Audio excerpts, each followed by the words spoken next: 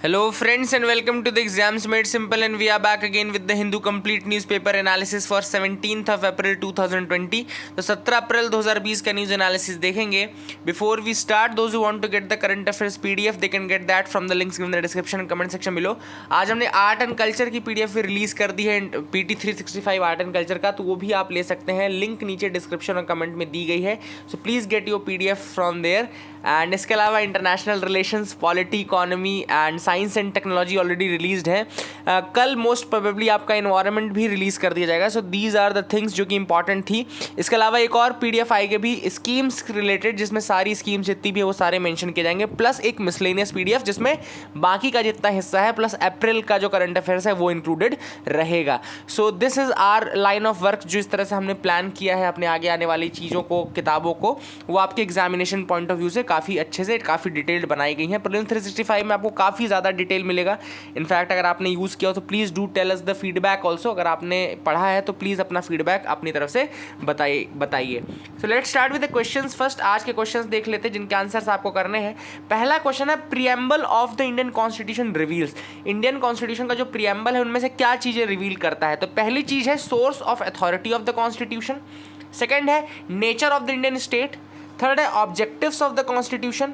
चौथा date when the constitution came into effect. तो आपको बताना है कि इनमें से क्या चीज़ वो रिवील करता है. Options are 1, 2 and 4, 2, 3 and 4, 1, 2 and 3 या 1, 2, 3, 4. तो सोचिए, 2 सेकेंड सोचिए, मैं आपको आंसर एक एक करके बता देता हूँ. देखो, प्रीएम्बल में हम देखते हैं, प्रीएम्बल आपको पता ना, we the people of India, है ना, having solemnly resolved to constitute India into a sovereign socialist secular democratic state. ये सारी चीज़ें उसमें लिखी गई हैं. आप एक बार प्रीएम्बल याद करने की भी कोशिश करिएगा ताकि आपको एग्जैक्टली याद रहे. कई बार आंसर्स में डायरेक्टली आप प्रीएम्बल का यूज़ करके आंसर राइटिंग कर सकते हैं. तो यहाँ पे हम देखते हैं क्या source of authority of the constitution दिया गया है कि नहीं. तो यस, सोर्स ऑफ अथॉरिटी दी गई है, we the people of India, उसमें साफ साफ लिखा रहता है.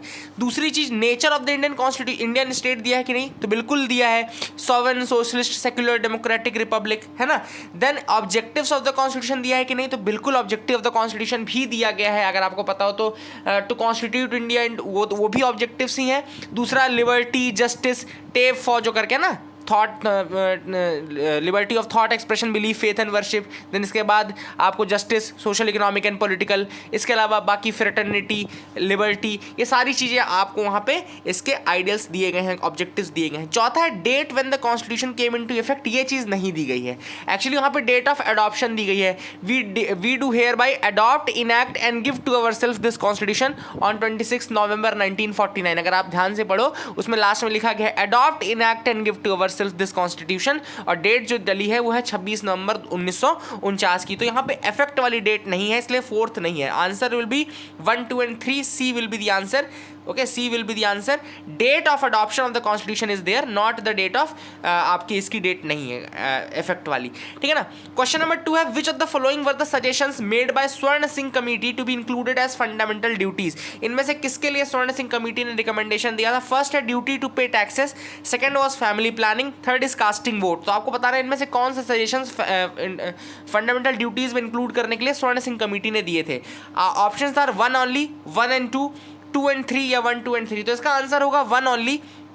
केवल duty to pay taxes was there, जो कि उन्होंने कहा था इसको इंक्लूड करना चाहिए. फैमिली प्लानिंग और कास्टिंग वोट के रिगार्डिंग उन्होंने नहीं कहा था. स्वर्ण सिंह कमेटी, अगर आपको पता हो तो that was the committee found for the fundamental duties, है ना. 1976 जब 42nd कॉन्स्टिट्यूशनल अमेंडमेंट एक्ट आता है तो उसमें फंडामेंटल ड्यूटीज़ को इंक्लूड किया जाता है. और इसके पहले जो कमेटी बनी थी वो स्वर्ण सिंह कमेटी ही थी. इसका आंसर होगा 1 ओनली. क्वेश्चन नंबर 3 है, which of the following are true about the qualifications of a supreme court जज. सुप्रीम कोर्ट का जज बनने के लिए क्या क्वालिफिकेशंस होने चाहिए. इसके लिए आपके लिए ऑप्शंस, पहला है a naturalised citizen is eligible for becoming a supreme court जज. सेकंड है should be of age more than 35 years. Third है शुड हैव बीन अ जज for a high court for more than 10 years. तो आपको बताना है इनमें से क्या क्या क्वालिफिकेशन सुप्रीम कोर्ट जज की होनी चाहिए. तो एक एक करके हम देखते हैं. क्या एक नेचुरलाइज्ड सिटीजन एलिजिबल है आपका सुप्रीम कोर्ट का बनने के लिए, जज बनने के लिए. तो बिल्कुल एलिजिबल है. सुप्रीम कोर्ट का जज बनने के लिए नेचुरलाइज्ड सिटीजन भी एलिजिबल है, क्योंकि हमारे इंडिया में सिटीजनशिप बाय नेचुरलाइजेशन भी एक फंडा होता है. आपको पता होना चाहिए चीज़.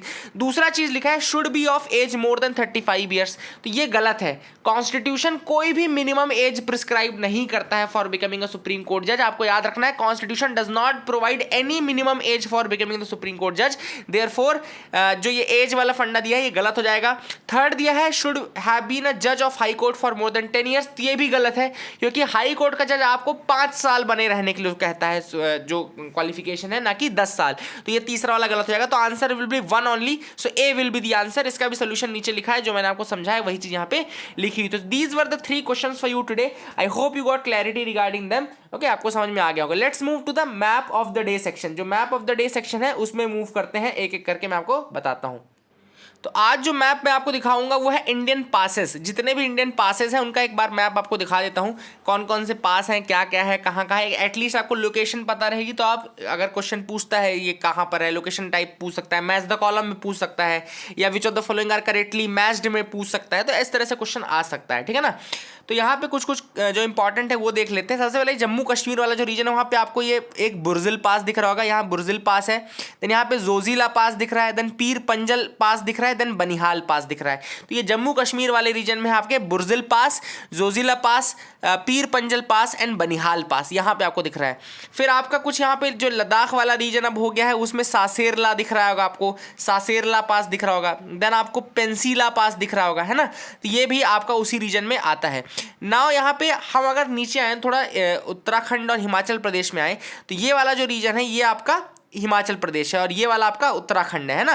तो उत्तराखंड के देखो लिपुलेख पास इंपॉर्टेंट पास है, लिपुलेख पास जो है आपका वो उत्तराखंड में आता है। देन आपका बालचा धूरा पास जो है वो भी उत्तराखंड में आता है। ये नीति पास भी आपका उत्तराखंड में आता है। तो देखो इंपॉर्टेंट वाले और मैं अलग से बता देता हूँ आपको जो इंपॉर्टेंट, इनमें से भी कुछ जो इंपॉर्टेंट है वो नीति पास इंपॉर्टेंट है, आपका लिपुलेख इंपॉर्टेंट है। तो नीति और लिपुलेख दोनों आपका उत्तराखंड में आता है, ये लोकेशन में याद रखना। देन आपका हिमाचल प्रदेश में जो इंपॉर्टेंट है वो शिपकीला पास है। शिपकीला पास ये दिख रहा है, शिपकीला पास। तो यहां से सतलज भी इंटर करती है, हमारे इंडिया में जो सतलज इंटर करती है वो शिपकीला पास के थ्रू ही इंटर करती है। तो ये शिपकीला पास भी यहां पे इंपॉर्टेंट है, ठीक है ना। और एक और हिमाचल प्रदेश का इंपॉर्टेंट पास है बारालाचाला पास। ओके, तो बारालाचाला पास ये सबसे ऊपर वाले इस वाले रीजन में आता है, ये हिमाचल प्रदेश में ही आता है। तो ये बारालाचाला पास भी आपका वहीं पे है, ठीक है ना। तो इसको याद रखिएगा। देन इसके अलावा आपका ये मैंने आपको ये बता दिया। देन यहाँ पे नीति पास, बालचा पास, बालचा धूरा, लिपुलेख पास और थागाला पास, ये सारे आपके उत्तराखंड वाले रीजन में आते हैं, ठीक है ना। तो इसको याद रखिएगा, दीज वर इंपॉर्टेंट। देन यहाँ पे सिक्किम वाला जो रीजन है वहाँ पे एक बहुत इंपॉर्टेंट पास है, वो है नाथुला पास। ओके, नाथुला पास काफ़ी इंपॉर्टेंट है जो कि आपके सिक्किम वाले रीजन में आता है। और ये दूसरा जेलेपला पास। ओके, जेलेपला और नाथुला पास जो है ये बहुत ज़्यादा इंपॉर्टेंट है, इनको याद रखिएगा, ये आपको अलग से याद रखने की ज़रूरत है। ओके, इसके अलावा अगर हम बात करें कुछ अरुणाचल प्रदेश में भी इंपॉर्टेंट पास है, जैसे अरुणाचल प्रदेश में आपको यहाँ पे दिख रहा होगा ये तुंगला पास दिख रहा होगा आपको, बमला पास दिख रहा है, बॉमडीला दिख रहा है, बॉमडीला भी काफ़ी इंपॉर्टेंट है यहाँ पे। एंड दीफू पास दिख रहा है, ये देखो दीफू पास यहाँ पे लिखा हुआ है, दीफू पास ये भी काफ़ी ज़्यादा इंपॉर्टेंट है ना।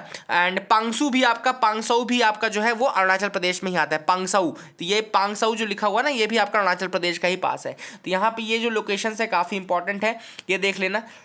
उत्तराखंड के मैंने इंपॉर्टेंट बताया, माना पास, नीति पास, बालचा धूरा पास एंड लिपुलेख पास। देन आपको मैंने सतलज का एंट्री पॉइंट शिपकीला पास बताया। उसके अलावा मैंने आपको वहाँ बारालाचाला पास बताया, वो भी इंपॉर्टेंट है ना।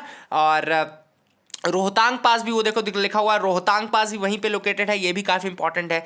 फिर आपका यहाँ पे बुर्जिल पास, जोजिला पास, पीर पंजल पास, बनिहाल पास, ये जम्मू कश्मीर में आते हैं सारे, है ना। तो ये भी आपको काफ़ी ज़्यादा इंपॉर्टेंट है।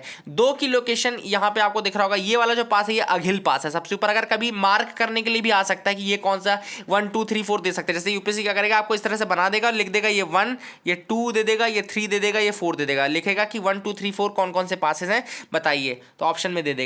फिर आपको यहाँ पे दिख रहा होगा ये राजस्थान वाले रीजन में यहाँ पे हल्दी घाटी, यहाँ गोरन घाट पास है, गोरन घाट पास है, गोरन घाट ये आपका राजस्थान वाले रीजन में आता है। फिर यहाँ पे असीरगढ़ है जो पास है वो आपका मध्य प्रदेश और महाराष्ट्र के बीच में है, असीरगढ़ का पास है वहाँ पे, ठीक है ना। मध्य प्रदेश और महाराष्ट्र के पास यहाँ पे असीरगढ़ पास है। देन महाराष्ट्र में भी दो पासेस हैं जिसको थलघाट और भोरघाट बोलते हैं, ठीक है ना। तो थलघाट एंड बोरघाट किसको किसको सेपरेट करते हैं, ये मुंबई, पुणे, नासिक, इन 3 को याद रखना। इन्हीं में से से एक दूसरे को सेपरेट करते हैं? तो थल घाट, भोर घाट, ये किसको सेपरेट करते हैं? ये क्वेश्चन आपके लिए है। कमेंट सेक्शन में मुझे प्लीज डू टेल मी कि ये थाल घाट किसको सेपरेट करता है और भोर घाट किसको सेपरेट करता है। फिर नीचे जब आप केरला वाले रीजन में आएंगे, केरला तमिलनाडु के रीजन में आएंगे, तो यहाँ पे आपको पाल घाट मिलेगा। पलक्कड़ पास भी कहा जाता है, काफी ज्यादा इंपॉर्टेंट पास है ये, पाल घाट या पलक्कड़ पास। तो ये नीचे इसकी लोकेशन है यहाँ पे, पाल घाट या पलक्कड़ पास। तो इसको भी आप याद रखिएगा। These were the important passes of India, जो कि मेरे को बताना जरूरी था। और बनिहाल पास पे एक और फैक्ट बताता हूँ कि जवाहर टनल जो है वो आपका बनिहाल पास पे ही लोकेटेड। जवाहर टनल जो है वो आपका बनिहाल पास में ही बनी है। तो ये काफी इंपॉर्टेंट था। अब कल के मैप में एक थोड़ा करेक्शन याद रखिएगा कि जैसे अगर आपसे कोई पूछे स्कैंडिनेवियन कंट्रीज, स्कैंडिनेवियन कंट्रीज 3 है। एक है नॉर्वे, दूसरा है आपका स्वीडन और तीसरा है डेनमार्क। ओके, तो नॉर्वे, स्वीडन एंड डेनमार्क आपका स्कैंडिनेवियन कंट्रीज में आएगा। देखो इसमें काफ़ी ज़्यादा वो चलता है, कई बार मतलब कई जगहों पे ये सोर्स में लिखा रहेगा कि फिनलैंड भी स्कैंडिनेविया का पार्ट है। कई लोगों ने आर्ग्यूमेंट भी किया है कि फिनलैंड को भी स्कैंडिनेविया का पार्ट घोषित करना चाहिए, लेकिन वो नॉर्डिक ग्रुप ऑफ कंट्रीज में आता है। अगर आप नॉर्डिक कंट्रीज में जाएंगे तो उसमें 5 सॉवरेन नेशन है। नॉर्डिक कंट्रीज में 5 सॉवरेन नेशन है, नॉर्डन कहते थे इनको। नॉर्डिक में 5 है। आपका कौन कौन से? स्वीडन, नॉर्वे, यहां पे फिनलैंड, तीनों जो लाइन से है। उसके अलावा डेनमार्क और आइसलैंड, ये आपके नॉर्डिक कंट्रीज है। जो सॉवरेन नॉर्डिक कंट्रीज है वो ये 5 ही हैं, स्वीडन, नॉर्वे, फिनलैंड, डेनमार्क और आइसलैंड। इसके अलावा अगर केवल आपसे स्कैंडिनेवियन पूछे तो अभी के हिसाब से जो ज़्यादा एक्सेप्टेड है वो ये है कि स्वीडन हो गया, नॉर्वे हो गया और डेनमार्क हो गया। डेनमार्क की कैपिटल आपकी क्या है? कोपेनहेगन है, कल मैंने आपको बताया था। ओके, नॉर्वे की ओस्लो है, स्वीडन की क्या है? स्वीडन की भी कैपिटल आप मुझे बताइएगा। ओके, तो कल ये सारी चीजें हमने डिस्कस की थी ना आपसे, तो वहां पे थोड़ा सा ये करेक्शन कर लेना। फिर से एक बार रिपीट कर देता हूं कि जो स्कैंडिनेवियन कंट्रीज है उसमें 3 कंट्रीज को ही मानना आप। पहला स्वीडन, दूसरा नॉर्वे, तीसरा डेनमार्क। तो नॉर्वे की कैपिटल ओस्लो, डेनमार्क की कैपिटल कोपेनहेगन, स्वीडन की कैपिटल क्या? स्टॉकहोम। ओके, ये 3 हो गया। इसके अलावा 2 और नॉर्डिक में जुड़ जाते हैं। अगर नॉर्डिक कंट्रीज पूछे तो आइसलैंड और ऐड हो जाएगा और फिनलैंड और ऐड हो जाएगा, तो ये नॉर्डिक कंट्रीज जाएगी। और आज का मैप ये आपको मैंने दिखाई दिया। तो ये हो गया map work of the day. अब हम मूव कर सकते हैं इजीली कहां पे? अपने न्यूज़पेपर एनालिसिस की तरफ। तो न्यूज़पेपर एनालिसिस जो सबसे पहली न्यूज़ फ्रंट पेज से है वो ये है कि zoom not a safe platform says MHA. तो अभी रिसेंटली हुआ क्या है, लॉकडाउन के बाद एक जूम करके प्लेटफॉर्म है जो कि वीडियो कॉन्फ्रेंसिंग का प्लेटफॉर्म है, जूम वीडियो कॉन्फ्रेंस होता है। एमएचए यानी कि मिनिस्ट्री ऑफ होम अफेयर्स ने एक सिक्योरिटी एडवाइजरी रिलीज की है कि जूम जो है it is not safe and privacy, यानी कि जो आपका इंफॉर्मेशन है वो काफी ज्यादा वहां पे लीक और मिसयूज किया जा रहा है। So this is the thing. So I will recommend you not to use this platform any more. Zoom platform अगर एमएचए ने बोला है यूज नहीं करने का तो अब मत करना उसको, ठीक है ना। दूसरी चीज याद रखें कि जूम कहां का प्लेटफॉर्म है, तो इट्स यूएस बेस्ड, यानी कि यूनाइटेड स्टेट्स बेस्ड है ये जूम प्लेटफॉर्म। और इसको याद रखिएगा कि इसको यूज अब नहीं करना है, ठीक है ना। तो इसको इसको यूज करने की जरूरत नहीं है। तो that is the thing which you should remember. And ये फ्रंट पेज की न्यूज थी, और ज्यादा न्यूज यहाँ पे इंपॉर्टेंट नहीं है। आगे मूव करते हैं, देखते हैं और क्या इंपॉर्टेंट न्यूज आइटम्स है जिनको हमको डिस्कस करना है। So you can move with मी, ठीक है ना। तो यहाँ पे हम थोड़ा एडिटोरियल सेक्शन में आते हैं। एडिटोरियल के बाद हम थोड़ा नीचे ज़्यादा आपको न्यूज़ मिलेगी। A blueprint to revive the economy. Now this article has been written by P Chidambaram and Praveen Chakravarty. P Chidambaram ने आर्टिकल लिखा है, काफ़ी ज़्यादा अच्छे पॉइंट्स हैं टू रिवाइव द इकोनॉमी। कुछ सजेशंस दिए गए, एक एक करके हम डिस्कस करेंगे, ठीक है ना। सबसे पहली चीज़ ऑथर ने बोला कि यहाँ पे कि कोविड-19 के कारण इकोनॉमिक स्लोडाउन देखने को मिला है हमको, है ना। कोई इसमें दो राय वाली बात नहीं। कई बार हमने डिस्कस किया कि क्या क्या इकोनॉमी को क्या क्या नुकसान हुए हैं, ये सारे हमने ऑलरेडी देखे हुए हैं। ओके, तो ये सारे नुकसान हमने देखे हैं कि क्या क्या हुए हैं। अब यहाँ पे सबसे पहली चीज ऑथर कहता है, यह economic crisis needs a demand side and supply side response. Okay, तो सबसे पहले ऑथर का ये कहना है कि जो इकोनॉमिक क्राइसिस होती है उसमें डिमांड साइड की और सप्लाई साइड रिस्पांस दोनों हमको मेंटेन करके रखना चाहिए। डिमांड को भी देखना चाहिए और सप्लाई को भी देखना चाहिए, ठीक है ना। अब ऑथर ने सबसे पहले यहाँ पे ये बोला है कि अगर आपको सबसे पहले जो मिजरी दूर करनी चाहिए वो सबसे पहले उनकी करनी चाहिए जो सबसे अधिक अफेक्टेड हो रहे हैं, जैसे कि गरीब लोग, माइग्रेंट लोग, ये सारे जो लोग हैं। तो इसके लिए ऑथर ने सबसे पहला सजेशन ये दिया है कि इनको 5,000 रुपए का एक असिस्टेंस देना चाहिए, मतलब कि अनटाइमली अनकंडीशनली जो असिस्टेंस है 5,000 रुपए का वो आपको देना चाहिए। ये बॉटम हाफ हाउस होल्ड्स को तो मिलना ही मिलना चाहिए, मतलब कि 26 करोड़ अगर फैमिलीज हैं गरीब, उनमें से 13 करोड़ जो उसके बॉटम हाफ है उनको ये चीज़ ज़रूर मिलनी चाहिए। उनके बैंक अकाउंट में एक हफ्ते के अंदर आपको डालना चाहिए।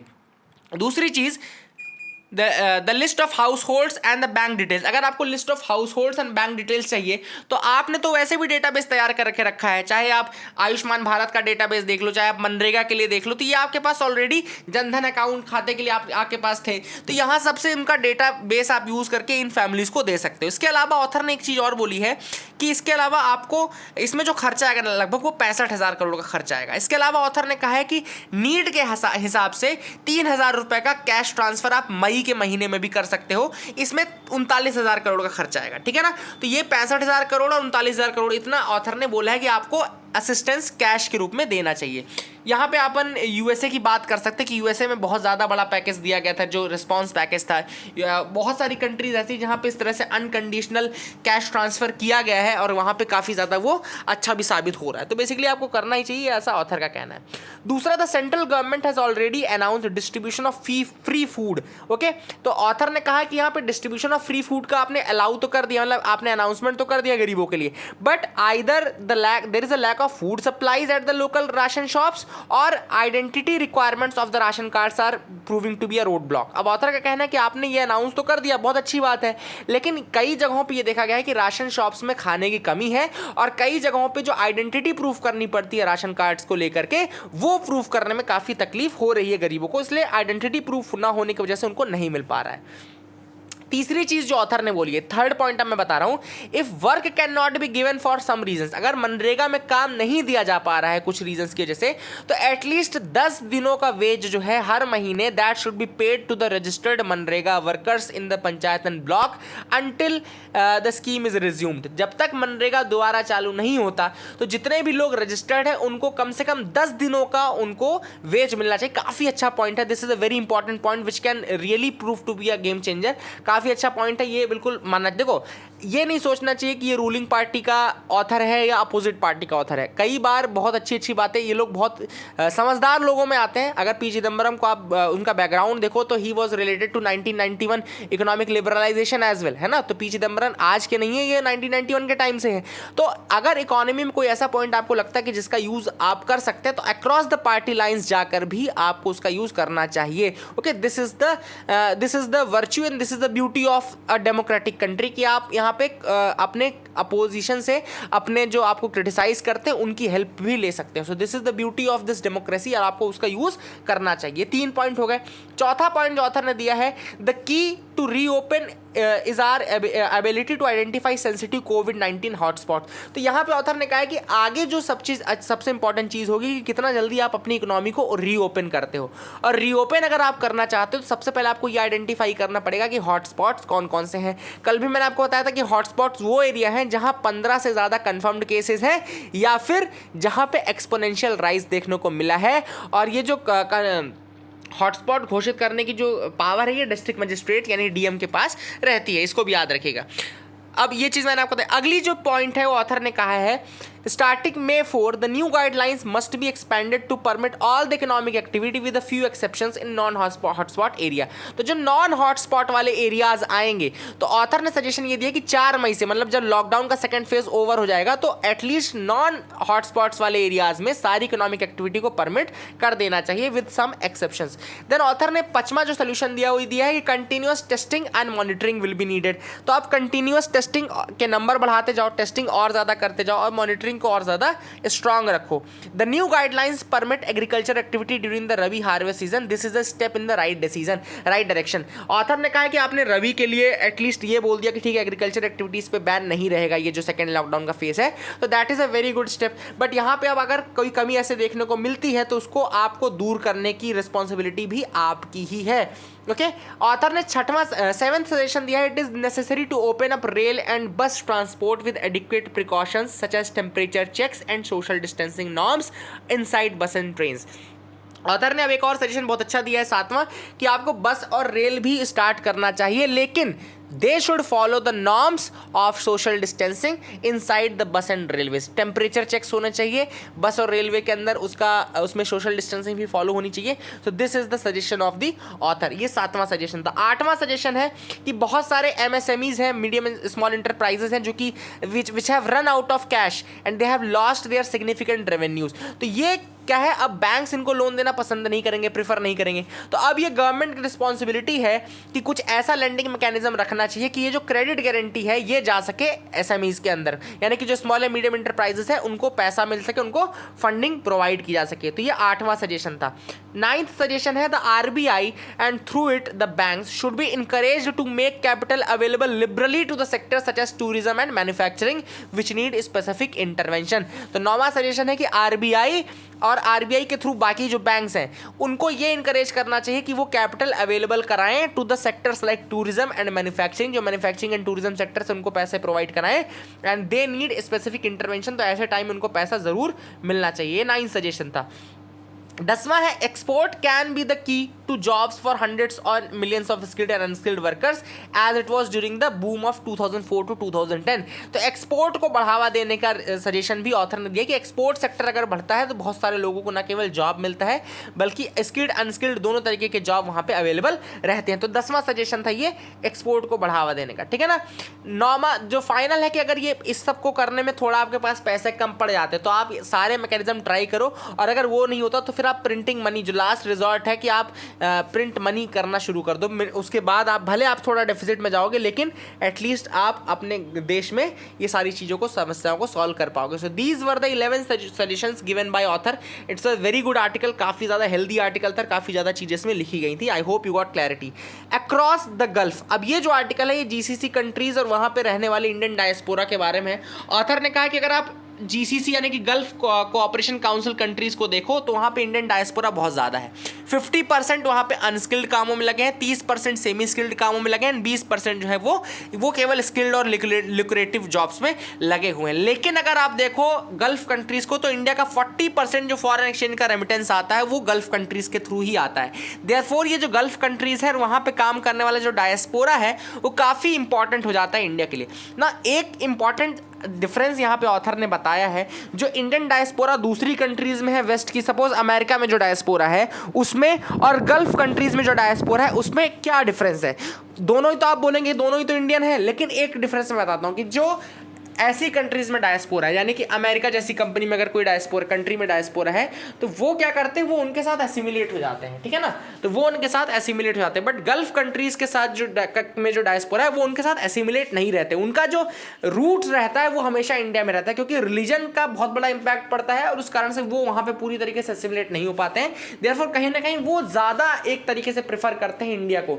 देयरफॉर हमारा जो रेमिटेंस भी होता है वो काफ़ी ज़्यादा वहाँ पे गल्फ कंट्रीज के थ्रू आता है। तो बेसिकली ये मेजर डिफरेंस था जो ऑथर ने काफी अच्छा हाईलाइट किया, इसको आपको याद रखना चाहिए। They have no option of assimilation in their host countries and therefore their link to the home country remains intact. तो ये बहुत बड़ा डिफरेंस और काफी ज्यादा इंपॉर्टेंट बात ये ऑथर ने बताई है।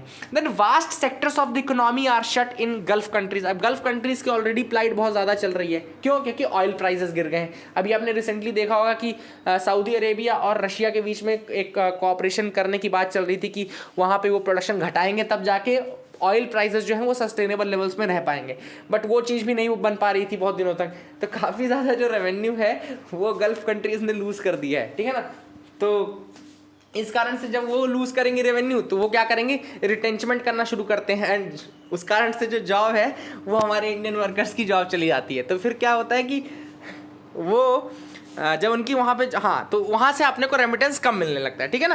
तो ये आपको चीज़ याद रखनी चाहिए कि गल्फ कंट्रीज ऑलरेडी बहुत ज़्यादा शॉक में चल रही थी एंड इस कारण से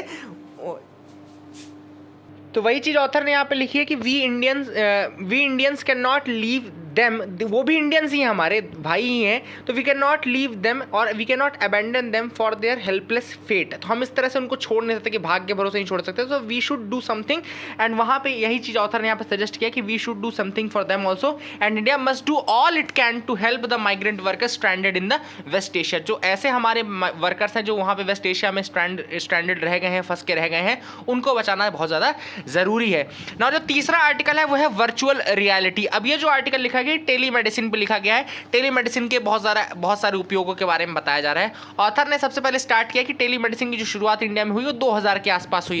इट वॉज इन 2000, है ना।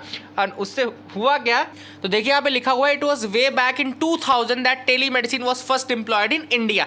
लेकिन अगर आप ये देखें इसकी प्रोग्रेस 2000 में आने के बाद भी आज 2020 चल रहा है, लेकिन जो प्रोग्रेस रही है टेली मेडिसिन की वो बहुत ज़्यादा एक्सक्रूशिएटिंगली स्लो, ऑथर ने कहा एक्सक्रूशिएटिंगली स्लो अंटिल दिस पैंडेमिक। तो ये जो कोविड-19 पैंडेमिक आया और जब ये सोशल डिस्टेंसिंग और लोगों का बाहर निकलना तक मुश्किल हो गया, तब ये समझ में आया कि टेली मेडिसिन कितनी ज़्यादा इंपॉर्टेंट है। यहाँ पे ऑथर ने दो चीज़ें टर्म यूज़ की है, लेकिन ऑथर ने उसको इंटरचेंजेबली यूज़ किया है। मैं उसको आपको एग्जैक्ट डिफरेंस बताता हूँ, टेली मेडिसिन और टेली हेल्थ। ऑथर ने ये दो टर्म्स यहाँ पे इंटरचेंजेबली कहीं कहीं यूज़ कर दिया है। तो टेली मेडिसिन और टेली हेल्थ दोनों डिफरेंट चीज़ें हैं। मैं आपको एक चीज़ बताता हूँ, देखो टेली मेडिसिन जो होता है वो क्लिनिकल एस्पेक्ट होता है। Telemedicine is the clinical part, okay, जो एग्जैक्टली जब दवा आप दे रहे हो किसी बीमारी को ठीक करने के लिए, तो वो आपका टेली मेडिसिन कहलाता है, ठीक है ना, जो क्लिनिकल पार्ट है, ठीक करने वाला पार्ट है। टेली हेल्थ एक ज़्यादा बड़ा सेगमेंट है। टेली मेडिसिन जो होता है वो टेली हेल्थ का पार्ट होता है, एक छोटा सा पार्ट होता है टेली मेडिसिन टेली हेल्थ का। टेली हेल्थ के अंदर आपको सब, जैसे अगर ये टेली हेल्थ है तो इसके अंदर एक छोटा सा टेली मेडिसिन होगा, ओके, ये टेली मेडिसिन होगा। बाकी में अगर आप एजुकेशन दे रहे हो, काउंसलिंग कर रहे हो, हेल्थ रिलेटेड दूर से इस तरह से आप कोचिंग प्रोवाइड करते, ये सारी चीज़ें जो सर्विसेज हैं वो सब कुछ क्लिनिकल प्लस नॉन क्लिनिकल आपका टेली हेल्थ में आ जाएगा, ठीक है ना। तो ये डिफरेंस याद रखना कि टेली हेल्थ और टेली मेडिसिन में डिफरेंस होता है। टेली मेडिसिन क्लिनिकल पार्ट रहता है, लेकिन टेली हेल्थ जो होता है आपका वो क्लिनिकल प्लस नॉन क्लिनिकल दोनों पार्ट रहता है। तो ये तीसरा आर्टिकल था और ऑथर ने ये कहा है कि ये कोविड-19 के बाद समझ में आया कि टेली मेडिसिन कितना ज़्यादा उपयोगी है, और आशा करते हैं ऑथर कि आगे भी टेली मेडिसिन को और बढ़ावा दिया जाएगा। That will be the thing. अब यहाँ पे जो चौथा डिस्कशन है आज फ्राइडे का वो है, will the aviation industry recover from the pandemic. क्या एविएशन इंडस्ट्री पैंडेमिक से निकल पाएगी। यहाँ पे दो चीज़ें इंपॉर्टेंट है। एक तो IATA न्यूज़ में आया, यहाँ पे IATA यानी कि इंटरनेशनल एयर ट्रांसपोर्ट एसोसिएशन। अब ये क्या है, ये इंटरनेशनल एयर ट्रांसपोर्ट एसोसिएशन है, इट्स अ ट्रेड एसोसिएशन, याद रखिएगा ये ट्रेड एसोसिएशन है ऑफ द वर्ल्ड्स एयरलाइंस। वर्ल्ड की एयरलाइंस का ट्रेड एसोसिएशन है IATA, international air transport association. ये 1945 में बना था। कब बना था, 1945 में बना था। और IATA has been described as a cartel, इसको एक कार्टेल की तरह डिस्क्राइब किया जाता है। अब आपके दिमाग में एक सवाल आना चाहिए कि कार्टेल होता क्या है, व्हाट इज दिस कार्टेल, है ना, क्वेश्चन आना चाहिए ना। तो कार्टेल का मतलब होता है कि जब क्या होता है कि बहुत सारी कंपनीज एग्री कर जाती हैं to increase profit by fixing prices. याद रखिएगा यहाँ पे जो ग्रुप ऑफ कंपनीज रहती है वो प्राइस फिक्सेशन को बढ़ावा देती हैं और एक दूसरे से compete नहीं करती, मतलब वो प्रॉफिट इस हिसाब से बढ़ाना चाहती हैं कि प्राइस को फिक्स कर दिया जाए, मतलब ऊपर कर दिया जाए, नीचे कर दिया जाए अपने प्रॉफिट से। वो एक दूसरे से compete नहीं करते हैं और प्रॉफिट्स बढ़ाने के लिए वो प्राइस फिक्सेशन के लिए एग्री कर जाते हैं कि एक दूसरे को, ठीक है तुम इतना कर दो मैं भी इतना कर देता हूँ, ठीक है ना, दोनों को प्रॉफिट हो जाएगा। तो इस तरीके से जो ग्रुप होता है वो कार्टेल कहलाता है। तो ये कार्टेल आप याद रखिएगा, this is also important. International air transport association एक ट्रेड एसोसिएशन है वर्ल्ड की एयरलाइंस का। कब बना था, 1945 में बना था। याद रखिए कार्टेल की तरह डिफाइन होता है। IATA also organized tariff conferences, ये टैरिफ कॉन्फ्रेंसेज भी ऑर्गेनाइज करते हैं फॉर प्राइस फिक्सिंग। जैसे कि मैंने बताया कि कार्टेल है तो प्राइस फिक्सिंग के लिए कॉन्फ्रेंसेज को भी ऑर्गेनाइज करते हैं। तो IATA के बारे में बता दिया। ऑथर ने यहाँ पे बहुत अच्छी चीज़ बताई है कि क्या होगा कोविड-19 के बाद। तो कोविड-19 के बाद जो एयर फेयर है वो बढ़ने की संभावना क्यों है, क्योंकि देखो अभी क्या मैंने बताया कि सोशल डिस्टेंसिंग और ये वाले नॉर्म्स जो हैं ये कोविड-19 ओवर होने के बाद भी फॉलो किए जाएंगे। तो अब सोचो ये चीज़ कि पहले एक फ्लाइट में अगर 100 लोग बैठते थे तो अब केवल 33 लोग ही बैठ पाएंगे, है ना, क्योंकि आपको 6-6 फीट की दूरी भी सबसे बना के रखनी है। तो एक सीट ऊपर में बैठा है, फिर मतलब 1/3 कैपेसिटी में ही ऑपरेट करेगा वो पूरा जो प्लेन था, वो 1/3 कैपेसिटी में ऑपरेट करेगा। बट वो प्राइस इस तरह से फिक्स करेंगे कि उनको प्रॉफिट उतना ही बने, है ना। तो क्या होगा, जब कम लोग रहेंगे तो हर एक आदमी के ऊपर बर्डन बढ़ जाएगा। इस कारण से जो प्राइस है वो आगे आने वाले समय में एयर फेयर बढ़ने की संभावना है। दूसरी चीज़ जो होगा वो यह है कि एयरपोर्ट में आपको ज़्यादा समय बिताना पड़ेगा। क्यों, क्योंकि आपका टेम्परेचर चेक किया जाएगा, आपके बाकी प्रिकॉशंस देखे जाएंगे। तो जितने सिक्योरिटी रखी जाती थी उसकी डबल सिक्योरिटी अब रखी जाएगी। तो जो टाइम है वो एयरपोर्ट्स में वो इंक्रीज होने की संभावना है। तो ये कुछ चीज़ें हैं जो ऑथर ने यहाँ पे बताई। आई hope you got clarity regarding them. काफ़ी अच्छी बातें हैं और इनको याद रखिएगा, ठीक है ना। सो ये आर्टिकल में था। Optimism was a duty for him. यहाँ पे बात चल रही है अशोक देसाई की। तो ये फॉर्मर अटॉर्नी जनरल, इसके पहले सॉलिसिटर जनरल भी रह चुके हैं, तो उनकी डेथ हो गई है। And he is no more with us. तो उनका नाम है अशोक देसाई, याद रखिएगा। He was former attorney general and he is regarded and much loved lawyer as well, okay. And most highly regarded and much loved lawyers में आते हैं वो। He held the office of solicitor general and attorney general and was later called upon to address president and prime ministers as well, advise presidents and vice and prime ministers. He appeared in major constitutional, tax and company matters of the times, okay। तो बहुत सारे matters में आए थे। Mister Desai was a genius in the art of living, काफ़ी ज़्यादा इनके बारे में बताया गया है, याद रखिएगा। Farmer attorney general, attorney general article होता है आर्टिकल 76, याद रखिएगा। आर्टिकल 76 के अंदर आता है ये अटॉर्नी जनरल जो होता है। अटॉर्नी जनरल के बारे में जो फैक्ट्स हैं वो आप मुझे बताइए, क्या क्या फैक्ट्स हैं। क्या वो फुल टाइम मेंबर होता है गवर्नमेंट का या नहीं होता, क्या फुल टाइम काउंसिल होता है गवर्नमेंट का या नहीं होता। ये सारी कुछ बातें हैं जो कि इंपॉर्टेंट है। क्या वो पार्ट होता है कैबिनेट का, क्या वो मीटिंग्स में बैठ सकता है, क्या उसके पास वोट करने की पावर होती है। तो कुछ चीज़ें हैं जो आप मुझे बताएंगे अटॉर्नी जनरल के बारे में। So please do tell me those as well. आगे मूव करते हैं, देखते हैं और क्या इंपॉर्टेंट न्यूज़ आइटम्स है जिसको हमको डिस्कस करना है। You should move with me as well. तो यहाँ पे नीचे आपको दिख रहा है new normal, more airport time, no frills and higher fare. तो सेम चीज़ जो मैंने आर्टिकल में बताई थी ना, वही चीज़ यहाँ पर है कि क्या होगा आने वाले समय में। तो सोशल डिस्टेंसिंग फॉलो की जाएगी, जिस कारण से 1/3 कैपेसिटी में ही बैंक अपने जो एयरप्लेन्स है वो ऑपरेट कर पाएंगे। जब वो 1/3 कैपेसिटी में ऑपरेट करेंगे तो ऑब्वियसली बात है फेयर ज़्यादा रहेंगे। दूसरी चीज़ मैंने आपको बताई कि टाइम ज़्यादा लगेगा, क्योंकि वहाँ पर आप 2 से 3 घंटे ज़्यादा बढ़ सकते हैं बिफोर फ्लाइट डिपार्चर। क्यों? क्योंकि आपका वहाँ पर चेकिंग होगा, सब कुछ होगा, उसका टेम्परेचर चेक किया जाएगा, ये सारी चीज़ें रहेंगी और सब कुछ दूर दूर से रह के लोग करेंगे। इस कारण से आपका जो टाइम पीरियड है वो ज़्यादा लगने वाला है। तो ये कुछ चीज़ें थी यहाँ पे मेंशन की गई थी, ये मैंने ऑलरेडी आपको एक्सप्लेन कर दिया है। तो इसको दिमाग में बैठा के रखिए, कभी आंसर राइटिंग करने का मौका मिले तो उसमें ज़रूर ये सारी चीज़ें ऐड कर दीजिएगा। South Korea's ruling party scores a landslide victory. तो साउथ कोरिया की जो रूलिंग पार्टी थी, जो थोड़ा लेफ्टिस्ट ओरिएंटेशन है उसका, मून जे इनका, तो उन्होंने जीत लिया है। And he has turn again political tide in his favour and president Moon Jae in के फेवर में ये हो चुका है। एंड सबसे ज़्यादा एब्सोल्यूट मेजॉरिटी इनको मिली है नेशनल असेंबली इलेक्शंस में, नेशनल असेंबली में है, इसको याद रखिएगा, ठीक है ना। अब जो एडवेंट ऑफ डेमोक्रेसी हुआ था साउथ कोरिया में 1987 में हुआ था, ठीक है, याद रखिएगा 1987। साउथ कोरिया में जो एडवेंट ऑफ डेमोक्रेसी हुआ था वो 1987 में हुआ था। तो ये भी आप फैक्ट याद रख सकते हैं। और उनकी नेशनल असेंबली कहलाती है, जो पार्लियामेंट है वो नेशनल असेंबली कहलाती है, तो वहाँ पे इनको सबसे अधिक मेजॉरिटी मिली है। तो इस फैक्ट को भी आप याद रख सकते हैं। आगे मूव करते हैं। इंडियाज स्टॉक सर्च ओनली अ beer market rally says global measures. तो यहाँ पे बियर और बुल मार्केट के बारे में आपको थोड़ा बताता हूँ। बियर एंड बुल क्या होता है? देखो, term bear and bull they are often used to describe general actions and attitudes और सेंटिमेंट। जब सेंटिमेंट्स को डिस्क्राइब करते हैं, बेसिकली बियर एंड बुल जो है वो सेंटिमेंट्स को डिस्क्राइब करते हैं, जिसके कारण की मार्केट जो है उस इन्हीं सेंटिमेंट्स पर डिपेंड करता है, ठीक है ना। तो बियर मार्केट क्या होता है? अब bear market refers to a decline in prices. जब बियर मार्केट होता है तो प्राइस डिक्लाइन होने लगते हैं, ठीक है ना, usually for a few months. जब कुछ महीनों के लिए थोड़े बहुत टाइम के लिए प्राइसेस डिक्लाइन होने लगे तो वो बियर मार्केट कहलाता है, ठीक है ना। अब क्या होता है, यहाँ पे सिक्योरिटीज रहती हैं, शेयर्स रहते हैं, इनके प्राइस डिक्रीज होने लगते हैं। बुल मार्केट क्या होता है? Bull market is when the prices are rising. Bull market क्या होता है? प्राइसेस वहाँ पे राइज करने लगते हैं, ठीक है ना। अब जब 20% से ऊपर नीचे प्राइस हो जाता है तो उसको bear and official bear and bull market आप बोला जाता है, ठीक है ना।